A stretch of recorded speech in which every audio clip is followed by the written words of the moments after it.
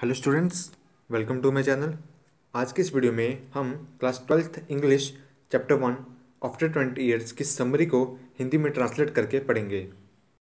इस स्टोरी के राइटर हैं ओ हेनरी। तो शुरू करते हैं। After 20 years is a story of meeting between two friends according to a promise they made 20 years ago. इसका मतलब है कि आफ्टर 20 ईयर्स दो दोस्तों की कहानी है जो 20 साल बाद मिलते हैं, क्योंकि उन दोनों ने 20 साल बाद मिलने का वादा किया था। They wish to tell each other about what happened to them during this period. The end of the story brings surprise. इसका मतलब है कि दोनों एक दूसरे को ये बताना चाहते हैं कि इन 20 सालों में उनके साथ क्या क्या हुआ, और इस कहानी का अंत बड़ा ही सरप्राइजिंग है, मतलब विचित्र है। आगे है, the story opens with the description of a policeman who is on patrol duty in a street. The weather is very bad. The policeman examines the locked shop because it is night. There are not many people in the street. The shops are closed. इसका मतलब है, कहानी जब शुरू होती है तब एक पुलिसमैन एक गली में पेट्रोल ड्यूटी पे होता है। मौसम बहुत ही ख़राब था, रात का समय था, इसलिए वो पुलिसमैन सारी लॉक्ड शॉप्स को चेक कर रहा था। गली में ज़्यादा लोग नहीं थे, सारी दुकानें बंद हो चुकी थी। आगे है, at that late hour the policeman sees a man with a cigar in his mouth. He walks up to him and make inquiries about him. This stranger is Silky Bob. He is waiting for his friend Jimmy Wells. The two had promised 20 years ago to meet each other on the same day and the hour in the same restaurant. इसका मतलब है कि कुछ समय बाद policeman एक आदमी को देखता है जिसके मुंह में सिगरेट होता है। पुलिसमैन उसके पास जाता है और उससे कुछ सवाल पूछता है।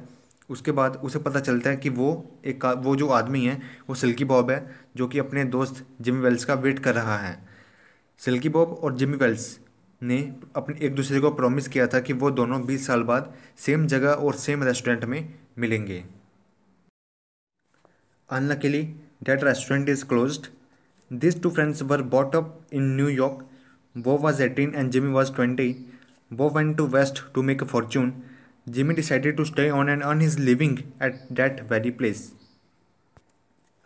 इन लाइंस का मतलब है कि वो जो रेस्टोरेंट था वो बंद था। दोनों friends Jimmy Wells and Silky Bob New York में ही पैदा हुए। बॉब अपना फॉर्चून बनाने के लिए वेस्ट चला गया, लेकिन जिमी वेल्स ने डिसाइड किया कि वो न्यूयॉर्क में ही रहेगा और वहीं अपनी सारी लाइफ स्पेंड करेगा।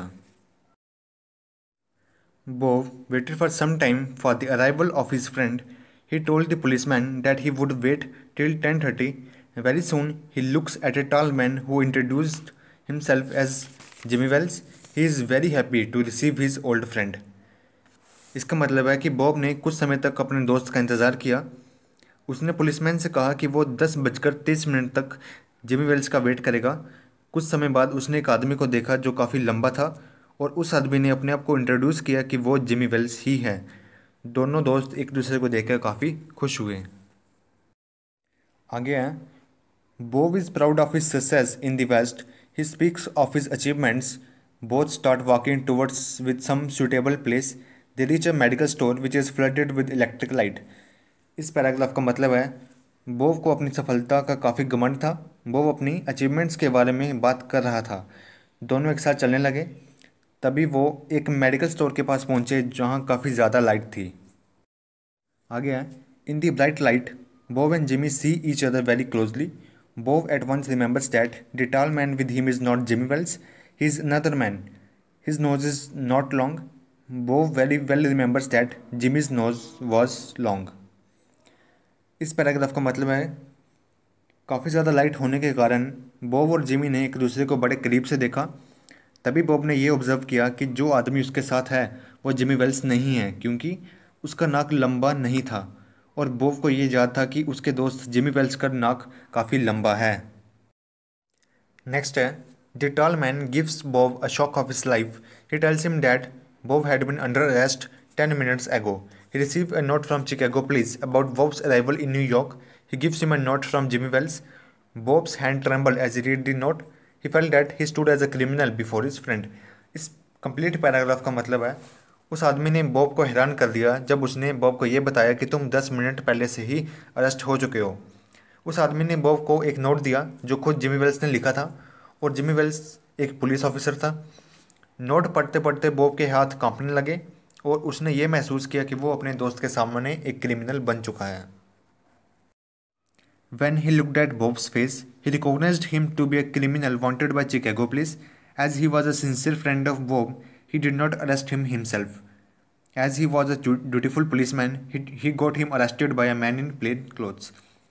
जब जिमी वेल्स ने सिल्की बॉब का चेहरा देखा, जिमी वेल्स बॉब को पहचान गया कि ये वही क्रिमिनल है जिसे चिकागो पुलिस ढूंढ रही है। लेकिन जिमी वेल्स और सिल्की बॉब दोस्त थे, इसलिए जिमी वेल्स ने सिल्की बॉब को खुद अरेस्ट नहीं किया, लेकिन ये एक पुलिस ऑफिसर था, इसलिए उसने किसी और आदमी को भेजा सिल्की बॉब को अरेस्ट करने के लिए।